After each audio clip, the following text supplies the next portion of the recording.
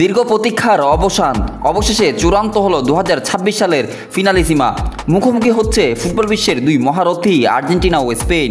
যে মাঠে মেসি তুলেছিলেন বিশ্বকাপের ট্রফি, যে মাঠে লক্ষ কোটি মানুষ দেখেছিল এক স্বপ্নের পূর্ণতা, সেই লুসাইল স্টেডিয়ামে আবার ফিরছে ফুটবল জাদুকর লিওনেল মেসি।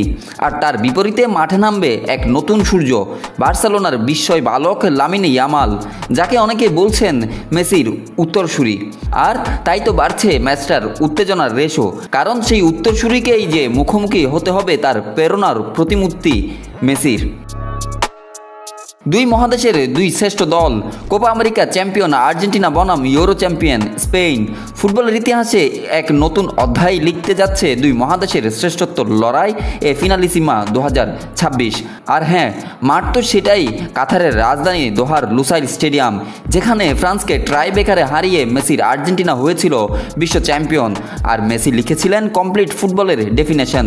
গেল কয়েক মাস ধরে এই মহারণের জন্য ওয়েম্বলি, রিয়াদ কিংবা মন্টেভিডিও আলোচনায় থাকলেও শেষ পর্যন্ত আয়োজকরা বেছে নিয়েছেন বিশ্বকাপ ফাইনালের সেই ঐতিহাসিক মাঠ লুসাইল স্টেডিয়ামকেই।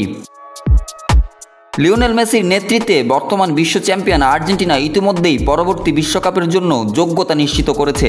অন্যদিকে লুইস দে লা ফুয়েন্তের স্পেনও সাম্প্রতিক জয় দিয়ে বিশ্বকাপের পথে আরও এক ধাপ এগিয়েছে, যা বাড়িয়ে দিচ্ছে ম্যাচটার উত্তেজনা। তবে এই ম্যাচের বড় আকর্ষণ লিওনেল মেসি বনাম লামিনে ইয়ামাল। এই ফিনালিসিমা মূলত নবজীবন পাওয়া পুরনো ট্রফি আর্তেমিও ফ্রান্সি কাপের আধুনিক রূপ।